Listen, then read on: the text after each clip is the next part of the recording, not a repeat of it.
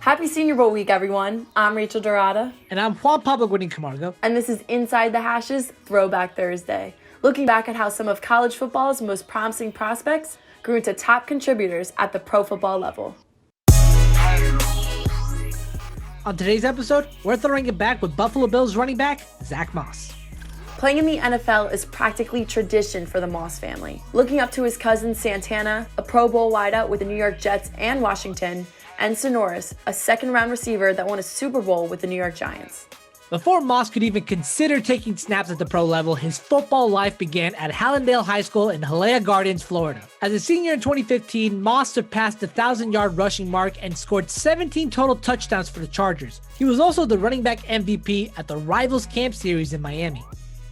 The 5'9", 205-pounder caught the eye of several Power 5 schools, including Tennessee, Miami, Kentucky, and Utah.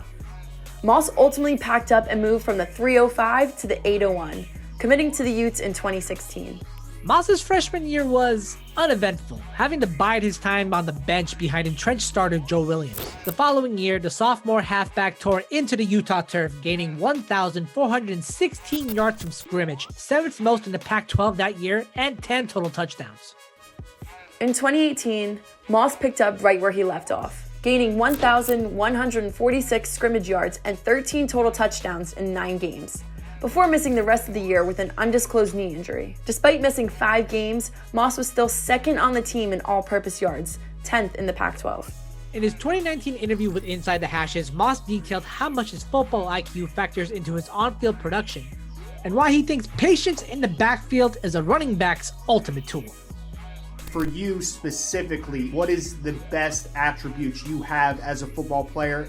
For me, I've always been more about the mental part of the game. Developing my mind has always been the big thing for me. And it's a big thing when you play the game of football, especially when you play running back. I think that's my biggest thing that what separates me from other guys is my mental. Just being able to break down film, watch film, and then carry it into the game, knowing exactly what defense wants to do in defense or what our offense is supposed to do on each and every play.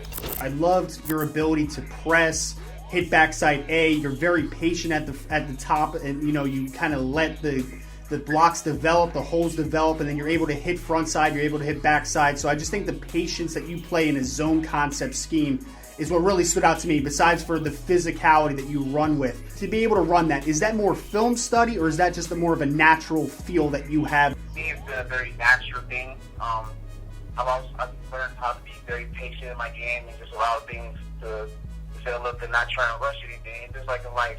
If you try and rush anything and not take your time at it, you're going to miss it or it won't work out for you. So I try to take that into the game of football and how I run, my run style. Moss returned for his senior year, with his sights set on a Pac-12 championship and a chance to up his draft stock. He finally led the conference in all-purpose yards with 1,804 and in touchdowns from scrimmage with 17. Moss was named the 2019 Pac-12 Offensive Player of the Year as he led the Utes to the conference title game versus Oregon. Moss was responsible for all but 3 of Utah's 116 rushing yards, and also adding 4 catches for 57 yards and a receiving touchdown. Even with Moss putting up a stellar performance like that, wasn't enough to help the 5th-ranked Utes avoid a 37-15 upset loss to the 13th-ranked Ducks. Moss may have fallen short of a team title, but as an individual, he rewrote Utah's record books. Moss became the first player in Utah history with 3 consecutive 1,000 rushing yard seasons and shattered the Ute career rushing yards record by almost 900 more yards with 4,067.